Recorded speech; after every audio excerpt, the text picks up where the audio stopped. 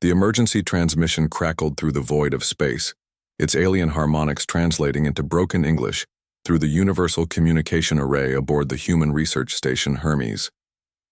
Please, anyone who receives this message, we are dying. Dr. Sarah Chen nearly dropped her coffee as the haunting voice filled the communication bay. She'd been monitoring deep space frequencies for 3 years, hoping for exactly this moment. First, contact. But nothing had prepared her for the raw desperation in that alien voice. My name is Zefka of the Threnody Collective. Our homeworld, our people, we face extinction. We have detected your species on the planet you call Earth. We know you possess what we need most, the will to fight. Sarah's hands trembled as she activated the recording system. Around her, the night shift skeleton crew began gathering, drawn by the impossible transmission. We do not ask for your technology. We do not ask for your ships. We ask only for warriors, teachers, those who understand what it means to never surrender. The transmission flickered with static, then strengthened.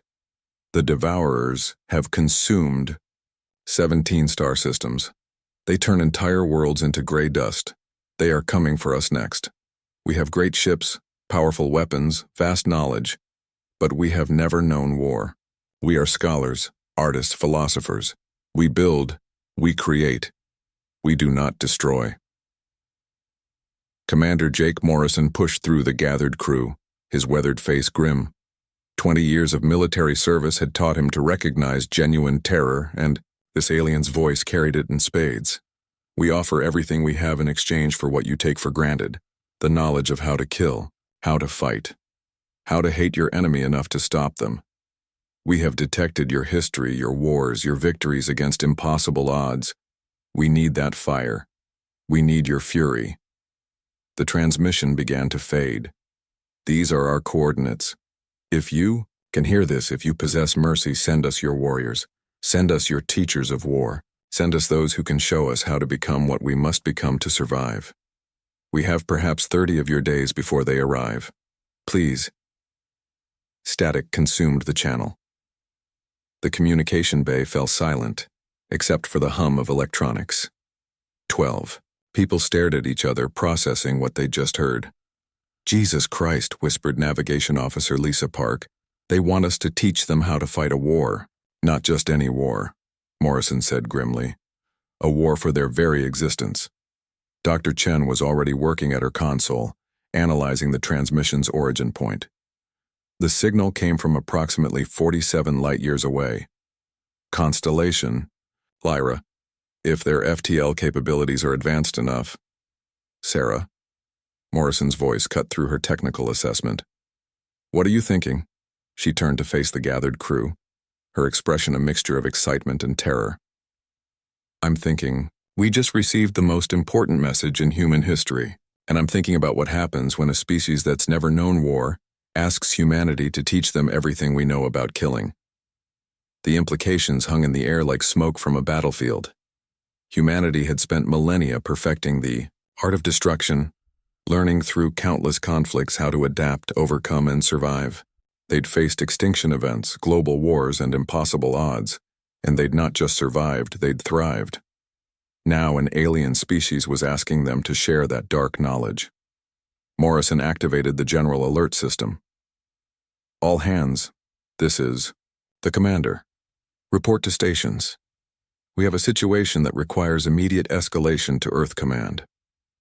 As the crew scattered to their duties, Sarah stared at the star charts on her screen. Somewhere out there, an entire civilization was preparing to die unless humanity could teach them how to live through violence. She thought about Earth's history, the wars, the sacrifices, the terrible innovations born from necessity. Humanity had become the galaxy's apex predator through trial by fire. Now they were being asked to forge another species in the same flames. The question wasn't whether they could do it. The question was what they would become in the process. Through Chapter 2, The Gathering. Storm 3 days after the transmission, the UES Valkyrie, humanity's most advanced military vessel, dropped out of hyperspace at the edge of the Threnody system. Captain Elena Vasquez stood on the bridge, watching the tactical display populate with contacts that defied every assumption they'd made about alien technology. "My God," breathed Lieutenant Commander Torres from the sensor station. "Captain, I'm reading 47 distinct vessels in this system. Some of them they're the size of moons." The Threnody fleet hung in formation around their homeworld, like a protective constellation. Each ship was a work of art, flowing curves of crystalline metal that caught and reflected the light of their twin suns. They were beautiful.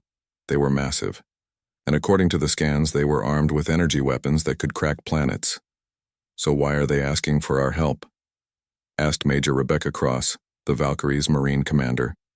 She stood with her arms crossed, studying the alien fleet with professional skepticism. "Those ships could glass Earth before we knew what hit us." Captain Vasquez activated the communication array. "This is Captain Elena Vasquez of the United Earth ship Valkyrie. We received your transmission and have come to offer assistance." The Yike response came immediately, and this time the translation was perfect. The Threnody had apparently upgraded their communication systems. "Captain Vasquez, this is Fleet Singer Zefka. Your arrival fills our hearts with hope we had thought lost. Please bring your ship to our homeworld. We must speak of many things and time grows short." As the Valkyrie approached the Threnody homeworld, the differences between the species became starkly apparent. The planet below was a masterpiece of harmonized civilization, cities that seemed to grow from living crystal, vast gardens that could be seen from orbit, towers that reached toward the stars like prayers made manifest. "It's paradise," whispered the ship's chaplain, Father Miguel Santos. "Paradise that's about to become a graveyard," replied Cross grimly. The shuttle bay of the Threnody flagship was larger than most Earth cities. As the human delegation disembarked, they were greeted by beings that seemed to embody grace itself. The Threnody stood nearly 8 feet tall, with elongated limbs and faces that held an otherworldly beauty. Their skin shifted through subtle color patterns, communication through bioluminescence that spoke of emotions too complex for words. Zefka stepped forward, their skin patterns showing what the translator identified as grateful relief mixed with desperate urgency. "You came," Zefka said, their voice carrying harmonics that made the words feel like music. "We had hoped but dared not believe. Please come. See what we face." They were led through corridors that were more like art galleries, past chambers, where Threnody worked on projects that seemed to blend science and sculpture into something entirely new. Everything spoke of a civilization dedicated to creation, beauty, and knowledge, which made what they saw in the strategy chamber all the more shocking. The holographic display showed the approaching Devourer fleet, if it could be called a fleet. The ships were barely recognizable as constructed objects. They looked like metal tumors, all sharp angles and predatory curves. They moved through space like a disease, leaving behind systems stripped of all matter, all life, all hope. "They call themselves the Kethvar," Zefka explained, their skin patterns now showing deep fear. "In your language, the closest translation is, 'those who consume.' They have existed for millennia, moving from galaxy to galaxy. They strip worlds bare, consume everything, and move on." "Jesus," muttered Major Cross. "How many ships?" "Our best estimates suggest over 3,000 vessels in the vanguard alone. Behind them," Zefka's pattern shifted to colors that needed no translation, existential dread. "Behind them are the harvest ships, each one capable of processing an entire planet's biomass." Captain Vasquez studied the tactical display. "Your ships are clearly superior in individual capability. Your weapons, your shielding. Everything I see suggests you could match them vessel for vessel." "Yes," agreed another Threnody, their patterns showing frustration. "I am War Singer Thelmore. We have run simulations for months. In direct engagement, we are their equals or betters. Our weapons can pierce their hulls, our shields can turn their fire, but you don't know how to fight," Cross finished. Thelmore's patterns shifted to what the translator labeled as shameful acknowledgement. "We are builders, creators, singers of harmony. In our entire recorded history, we have never fought a war. We have never needed to. When we first detected the Devourers 3 years ago, we tried to communicate. We offered them resources, knowledge, art. They responded by consuming the system where our ambassadors waited. Zefka gestured to another display showing Threnody fleet formations, perfect geometric patterns that spoke of mathematical precision and aesthetic beauty. We know our formations are wrong. We know our tactics are flawed, but we do not know how to think like killers. We do not know how to embrace the chaos of battle. We need teachers who understand that survival sometimes requires abandoning everything civilized. The humans exchanged glances. Captain Vasquez stepped forward. How long do we have? 26 of your days, Zefka replied. Perhaps less. Major Cross was already working out numbers in her head. 26 days to turn a species of philosophers into warriors. That's impossible. No, said Captain Vasquez quietly. Not impossible. Just unprecedented. She turned to Zefka.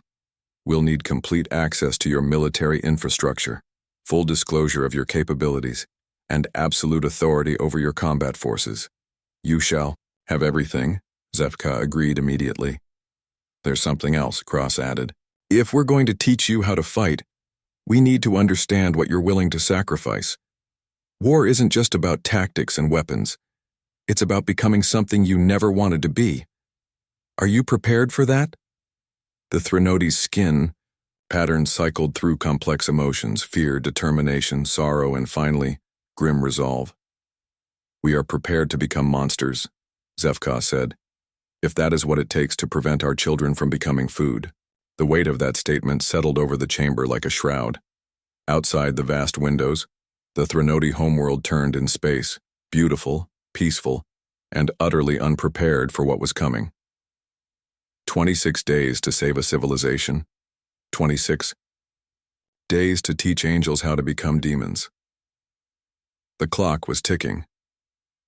Chapter 3. Forged in Fire Day 15. The Threnody training grounds had been transformed into something that would have given their ancestors nightmares. Major Cross ducked as a plasma burst scorched the air where her head had been moments before. Around her, 200 Threnody warriors in training moved through combat scenarios that pushed them beyond every instinct their species had evolved. Forget the formation, she barked at a squad clustered in perfect geometric precision. War is an art. It's chaos with teeth. Fleet singer Thelmore crouched behind cover, their bioluminescent patterns flickering with what could only be described as frustrated rage, an emotion their species had never needed words for until now. It feels wrong, Thelmore called out, their harmonics carrying undertones of distress. Everything you teach us feels wrong.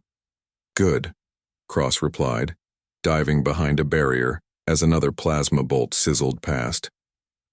Wrong is what keeps you alive when everyone's trying to kill you. The transformation had been brutal to watch. For 11 days, the humans had systematically deconstructed everything the Threnody thought they knew about conflict. Their beautiful formations became fluid hunter-killer groups. Their philosophical debates on optimal outcomes became split-second life-or-death decisions. Their harmonious cooperation fractured into the controlled aggression of pack hunters. It was working. It was also destroying them. Dr. Sarah Chen watched from the observation deck, her expression troubled. She'd been studying the Threnody's psychological adaptation to combat training, and the results were both fascinating and horrifying. They're losing themselves, she reported to Captain Vasquez. Their bioluminescent patterns are becoming more aggressive, more primal. They're developing neural pathways for violence that their species has never needed. We're not just teaching them to fight. We're rewiring their brains. Below them, a Threnody named Kirvel executed a perfect ambush maneuver, their movements fluid and predatory. 2 weeks ago, Kirvel had been a composer of crystalline harmonies that could make grown humans weep. Now they moved like a born killer. It's necessary, Vasquez replied, but her voice carried doubt. The Devourers won't give them time to ease into this. Captain, called Lieutenant Torres from the communication station. We're receiving updates from the Deep Space Monitoring Array. The Devourer fleet has accelerated. New ETA is 7 days. The training ground fell silent as every Threnody received the update through their neural link network. Their patterns shifted to colors that needed no translation. They were running out of time. Zefka appeared at Cross's side, moving with the silent efficiency they'd learned from human instructors. Major, we need to discuss strategy. If we only have 7 days. We accelerate everything, Cross replied grimly. No more gradual introduction to combat psychology. We're going full immersion. That night, the human command staff gathered. In the Valkyrie's briefing room, the mood was grim. They're learning fast, reported Cross. Faster than any human soldiers I've trained, but they're paying a price we never anticipated. Explain, ordered Vasquez. Dr. Chen activated a holographic display showing Threnody brain scans. Their entire neural architecture is reorganizing itself. They're developing new pathways for aggression, tactical thinking, and what we'd call killer instinct. But they're losing some of their higher cognitive functions, their artistic abilities, their philosophical reasoning, their capacity for what we'd call spiritual thought. They're becoming us, whispered Father Santos. We're turning them into humans. Not humans, corrected Cross. Something worse. Humans learned violence over millions of years of evolution. We developed ethics, morality, and restraint alongside our capacity for destruction. The Threnody are developing the killer instinct without any of the safeguards. Captain Vasquez stared at the brain scans. Are you saying we're creating monsters? I'm saying we're creating something unprecedented, Chen replied. A species with their advanced intelligence and technology, but with newly formed predatory instincts and no evolutionary constraints on violence. What's the alternative? Asked Torres. Let them get slaughtered? Before anyone could answer, alarms began blaring throughout the ship. Lieutenant Commander Hayes burst into the briefing room. Captain, we're detecting massive energy signatures at the edge of the system. The Devourers, they're here 3 days early. The command staff rushed to the bridge, where the tactical display showed a sight that chilled them to the bone. The Devourer fleet was even larger than estimated. Over 4,000 ships spreading across space like a metal plague. They're not even trying to hide their approach, observed Cross. They want the Threnody to see them coming. Psychological warfare, agreed Vasquez. They want them afraid. The communication array crackled to life with transmissions from across the Threnody fleet. But instead of the musical harmonics they'd grown accustomed to, the voices carried new undertones, hard, cold, filled with barely contained fury. All warriors to combat stations. Hunter Groups Alpha through Gamma, prepare for deployment. Execute Protocol 7. Show them what we've learned about death. Dr. Chen looked up from her console, her face pale. Captain, the linguistic analysis of their communications. They're not speaking in their traditional harmonic patterns anymore. They're using shortened, efficient combat language. They sound like us, finished Cross. They sound like human soldiers. On the main viewer, the Threnody fleet began moving into attack formations. Not the beautiful geometric patterns they'd favored before, but predatory hunter formations designed for maximum lethality.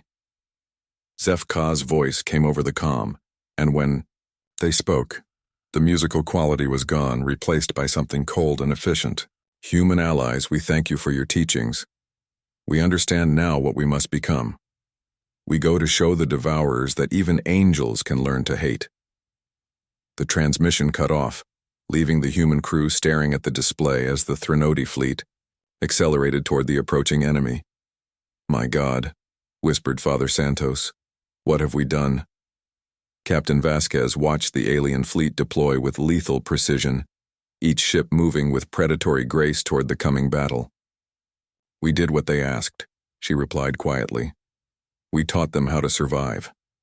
But as the first shots of the battle lit up the darkness of space, none of them could shake the feeling that survival might come at a price higher than extinction. Thesar. Threnody had asked for teachers of war. Humanity had delivered. Now they were all about to learn what monsters they had helped create. Chapter 4. Shock and Awe. The first engagement lasted exactly 17 minutes. In those 17 minutes, the Threnody fleet demonstrated why humanity's reputation as warriors had spread across the galaxy, and why some gifts should never be given. Captain. Vasquez watched the tactical display with growing horror as the Threnody hunter-killer groups tore through the Devourer vanguard like wolves through sheep. The aliens she'd known as gentle scholars 2 weeks ago moved with predatory precision that made human military tactics look primitive. Jesus Christ, whispered Major Cross. They're not just fighting, they're hunting. The Devourers had expected resistance. They'd faced countless species before. Some fought desperately, some fought cleverly, some fought with advanced technology. But none had fought with the systematic brutality the Threnody now displayed. Hunter Group Theta, led by the former composer Kirvel, had disabled a Devourer battleship and was systematically stripping it of resources while the crew was still alive. A tactic they'd learned from human historical warfare. The screams of the dying Devourers echoed across the communication channels. That's not necessary, Cross muttered, her face pale. The ship was already neutralized. They're sending a message, replied Dr. Chen, monitoring the Threnody communications. They want the other Devourers to know what awaits them. Fleet Singer Thelmore's group had surrounded 3 Devourer destroyers and was playing with them, allowing them to think they might escape before cutting off each route with surgical precision. It was psychological warfare refined to an art form. But it was Zefka's actions that truly demonstrated how thoroughly the Threnody had absorbed humanity's lessons about war.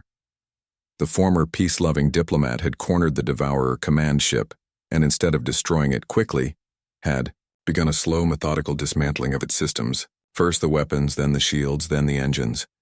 Each system failure was broadcast across all channels so every Devourer in the fleet could hear their commanders screaming. This is what you taught us. Zefka's voice came over the comm, directed at the Valkyrie. You showed us that survival requires more than victory. It requires making your enemies understand that challenging you is worse than death. The remaining Devourer fleet, nearly 3,000 ships, had stopped their advance. For the first time in their recorded history, the species that consumed worlds was experiencing fear. Unknown vessels, came a transmission from the Devourer flagship, the mechanical translation carrying undertones of confusion and growing terror. We do not understand your tactics. This is not how prey behaves. Zefka's response was immediate and chilling. We are no longer prey. We are predators. You wanted to hunt us? Come. Let us show you what we learned from the greatest hunters in the galaxy. What followed was not a battle. It was a demonstration. The Threnody fleet split into dozens of hunter-killer groups, each operating with independence and coordination that should have been impossible for a species that had never fought a war. They moved through the Devourer formation like antibodies through an infection, each group adapting their tactics in real time to maximize both efficiency and psychological impact. They used the Devourer's own ships as weapons, capturing vessels, and ramming them into their former allies. They broadcast the death screams of Devourer crews to demoralize other ships. They took prisoners not for information, but to torture them within sight of their companions. Most horrifying of all, they were enjoying it. Captain, Dr. Chen called out, her voice shaking. I'm monitoring the bioluminescent patterns of the Threnody crews. They're experiencing something I can only describe as predatory ecstasy. They're not just fighting, they're getting high off the violence. Captain Vasquez felt sick. Can we call them off? I don't think they'd listen, replied Cross. Look at the tactical display. They're not fighting to win anymore. They're fighting to dominate, to prove their superiority. The battle, if it could still be called that, was effectively over. The Devourer fleet was in full retreat, broadcasting surrender signals on all frequencies, but the Threnody weren't stopping. They pursued the fleeing ships with single-minded determination, picking them off one by one. Not because they needed to, the threat was already neutralized, but because they wanted to, because they had learned from humanity that sometimes survival meant making your enemies extinct. Zefka, Vasquez called over the comm. "The Devourers are retreating. The threat to your world is over." "The threat to our world is over," came the reply. But Zefka's voice carried new harmonics, cold, calculating, infinitely patient. "But they will return with larger fleets. They will adapt. They will bring others of their kind. We must ensure they never have that opportunity." "What are you saying?" "We are saying that we have learned your lessons well, Captain Vasquez. We understand now that peace is not the absence of war. It is the result of making war too costly for your enemies to contemplate." The implications of that statement hit the human crew like a physical blow. "They're not just going to drive off the Devourers," Cross said quietly. "They're going to hunt them to extinction." "And after that?" asked Father Santos. Dr. Chen was studying long-range sensor data, her expression growing more alarmed by the minute. "Captain, I'm detecting something disturbing. The Threnodi aren't just pursuing the retreating Devourers. They're sending hunter groups toward other inhabited systems." "What?" "According to their communications, they've identified 17 species in neighboring systems that they classify as potential future threats. They're not waiting for these species to become hostile. They're planning preemptive strikes." The humans stared at each other in horror. They had created something unprecedented, a species with advanced technology and newly awakened predatory instincts, but without the evolutionary safeguards that kept human aggression in check. "We have to stop them," whispered Santos. "Stop them?" Vasquez looked at the tactical display where Threnodi ships were effortlessly destroying Devourer vessels that fled in terror. "With what?" "They've absorbed everything. We taught them and improved on it. Our ships, our weapons, our tactics, they're all inferior now." Major Cross was studying the long-range scans. "Captain, it's worse than we thought. The Threnodi are already broadcasting to other systems, not threats but recruitment messages. They're offering to teach other species what they've learned about warfare. They want to create an alliance of predators." "My God," Chen breathed. "We haven't just taught one species to fight. We've created the seed of a galactic war machine." On the communication array, Zefka's voice came through clearly, addressing not just the humans, but the wider galaxy. "People of the stars, the Threnodi, Collective has learned the truth that our new human allies taught us, that peace exists only when those who would disturb it fear the consequences more than death itself. We offer our protection to all civilized species, and our enmity to any who would threaten the innocent. Join us and learn what it means to never fear again." The message was broadcast on all frequencies, reaching dozens of systems, and from several of them responses were already coming back, species asking for teachers, for protection, for membership in what the Threnodi were calling the harmony of necessary violence. Captain Vasquez sank into her command chair, the weight of realization crushing down on her. They had come to save one species from extinction. Instead, they had taught the galaxy a new way to wage war. And somewhere in the darkness between the stars, the Threnodi hunter fleets were already spreading that knowledge to any species willing to learn. The age of gentle civilizations was ending. The age of human-taught predators had begun. Epilogue: The New Harmony. 6 months later. The United Earth Assembly Hall had never hosted beings quite like these before.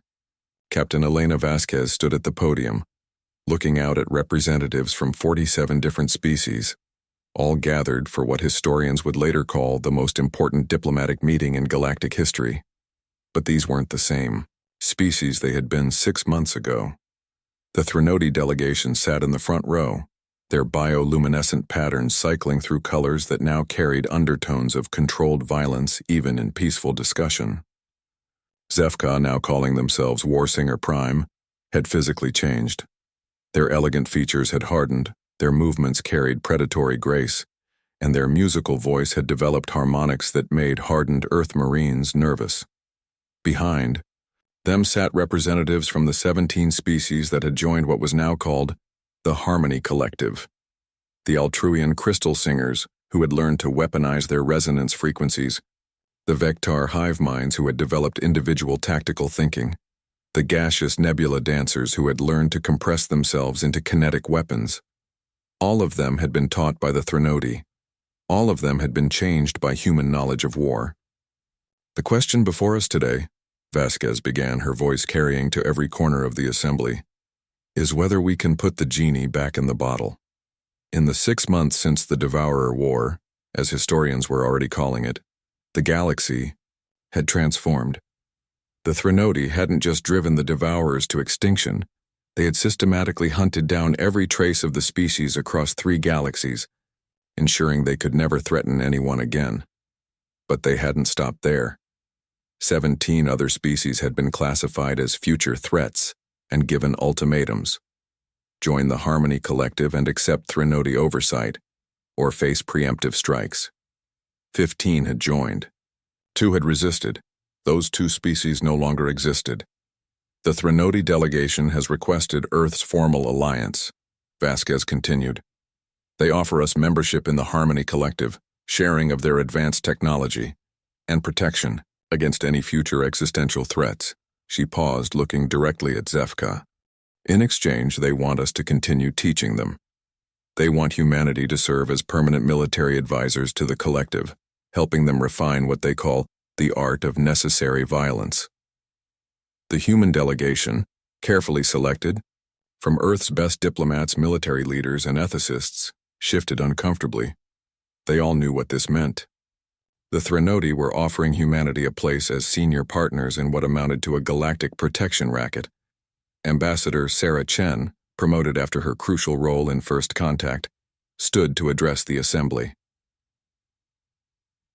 The Threnodi Collective has brought peace to 47 star systems, she said. There has been no warfare, no conflict, no suffering in any system under their protection, because everyone's too terrified to fight, muttered General Morrison from the Earth delegation. Chen continued as if she hadn't heard. They have shared medical technology that has eliminated disease in member species. Their agricultural techniques have ended hunger. Their energy systems have made scarcity obsolete. Under Threnodi protection, member species are experiencing unprecedented prosperity and security. At what cost? Asked Dr. Elizabeth Harper, Earth's chief xenopsychologist. Zefka rose to answer, their movements fluid and precise. When they spoke, their voice carried new harmonics that seemed to resonate in the listener's bones. The cost of peace is the willingness to wage war on those who would disturb it, they said. The cost of safety is the strength to be more dangerous than any threat. The cost of civilization is the wisdom to know when to abandon it. They gestured to the assembled delegates, beings from dozens of species who had been transformed by contact with human military doctrine filtered through Threnodi. Efficiency. We learned from humanity that survival requires more than good intentions. It requires the capacity for controlled brutality. The galaxy is safer now because we understand this truth. And what about species that don't want your protection? Asked Father Santos, now serving as Earth's ethical advisor for alien contact. Zefka's patterns shifted to colors that made the translation system struggle, concepts for which human language had no equivalent. There are no species that do not want our protection, they said simply. There are only species that do not yet understand the alternatives. The implications hung in the air like smoke. In 6 months, the Threnodi had created a galaxy where their protection wasn't an offer. It was an inevitability. Ambassador Chen looked at her notes, then set them aside. The question isn't whether we should join the Harmony Collective, she said quietly. The question is whether we can afford not to. General Morrison stood up. And if we refuse? Zefka's patterns cycled through what could only be described as patient certainty. Then you remain our teachers and our friends, but you remain vulnerable to threats we could easily neutralize. We would respect your choice, but we could not guarantee your continued existence in an increasingly dangerous galaxy. It wasn't a threat. It was a statement of fact. The galaxy had changed, and species that couldn't adapt to the new reality would not survive. Captain Vasquez felt the weight of history pressing down on her shoulders. Humanity had unleashed something unprecedented. Not evil, exactly, but something beyond traditional concepts of good and evil. The Threnodi had learned humanity's lessons about war and perfected them into something that transcended warfare itself. "We need time to consider," she said finally. "Of course," agreed Zefka. "But while you consider, remember this. We offered the Devourers the same choice we offer you now. They chose to remain predators. We helped them understand the difference between predators and apex predators." As the assembly recessed, Captain Vasquez found herself alone with her thoughts in the observation deck, looking out at Earth's blue marble hanging in space. Somewhere out there, Threnodi fleets were patrolling trade routes, ensuring the peace they had imposed through superior violence. Somewhere out there, species were joining the collective not because they wanted to, but because they had learned. What happened to those who didn't? Dr. Chen joined her at the window. "We did what they asked," Chen said quietly. "We taught them how to fight." "Did we?" Vasquez replied. "Or did we teach them something else entirely?" They watched Earth turn in space, beautiful, peaceful, and utterly defenseless against the forces they had helped create. "The Threnodi aren't evil," Chen continued. "Everything they've done has been logical, efficient, and arguably moral. They've ended suffering, prevented wars, and protected the innocent. By making everyone too terrified to cause suffering, start wars, or threaten the innocent," Vasquez finished. "Is that wrong?" Vasquez thought about the question for a long time. "I don't know," she said finally. "But I know this. We came to save one species from extinction, and we ended up teaching the galaxy a new definition of peace." Outside the window, a Threnodi patrol ship glided past Earth's orbital space, its crystalline hull beautiful and deadly in the starlight. It was protection and prison both, a promise that Earth would be safe as long as it remained useful to those who had learned humanity's greatest lesson, that sometimes the only way to protect what you love is to become something you never wanted to be. The galaxy was at peace, but it was a peace enforced by those who had learned from humanity that the greatest mercy is sometimes the most terrible weapon of all. In the end, the aliens had wanted support. Humans had delivered shock and awe, and now they all had to live with the consequences of that gift. The age of innocent civilizations was over. The age of necessary monsters had begun. Fan.